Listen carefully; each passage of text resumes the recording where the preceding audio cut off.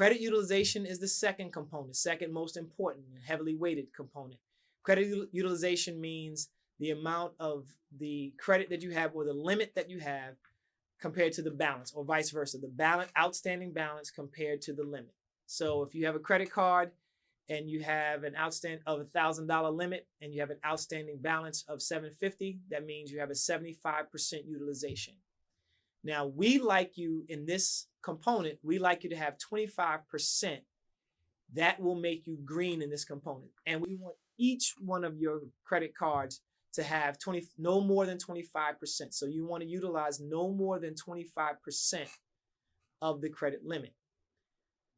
However, if you have an issue with that, then what you can do is there are several things that you can do. You can become an authorized user to increase the limit, or just continue paying down.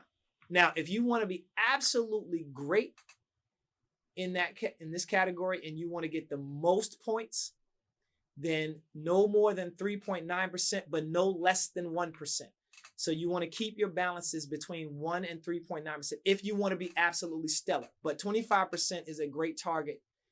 3.9%. Let's say if you have a $1,000 limit on your credit card, just know that 3.9% is $39. That means you can't use more than $39. That's not realistic. So shoot for the $250. Try not to use more than that. But what you have to know is 1.1% to 3.9%. And you definitely want to carry a balance on your credit cards. Don't pay your credit cards off.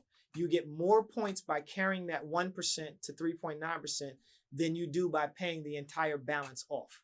So keep that in mind. Keep small balances on your credit and your scores will be better.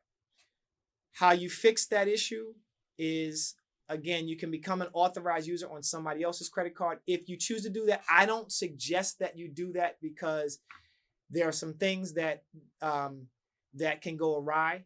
And so, but if you choose to do that to help your credit utilization, here's some strict criteria that I'm suggesting. I'm strongly suggesting.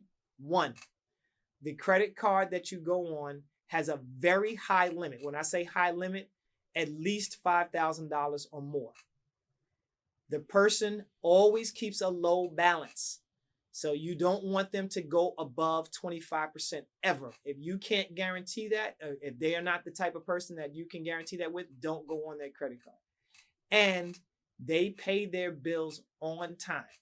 Because if you go on to their credit card as an authorized user, even though you don't have the card, you go on as an authorized user and they do not pay their bill, that late or missed payment goes on your credit. Okay? So remember the criteria. High balance, high limit,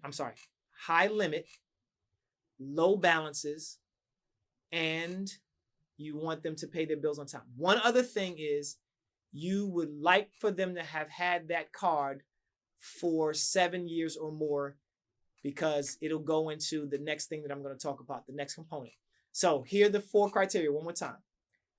High limit, low balance, always pays the bill on time or early, and has had that credit card for more than 7 years.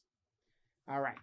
That's how you can fix that issue. Otherwise, just pay your credit cards down and don't use the cards. Here's a little trick that you can use. Put your credit cards in the freezer. If you're trying to pay your balances down, take a bowl of water, put your credit cards in the bowl of water, put that bowl of water in the freezer. That way, every time you need to use the credit card, you're going to have to go thaw it out in order to get the credit card. Now, of course, you can just pour hot water on it. But once you've done that, it'll make you think twice about going to use that credit card. All right. Just a little tip, little trick. All right.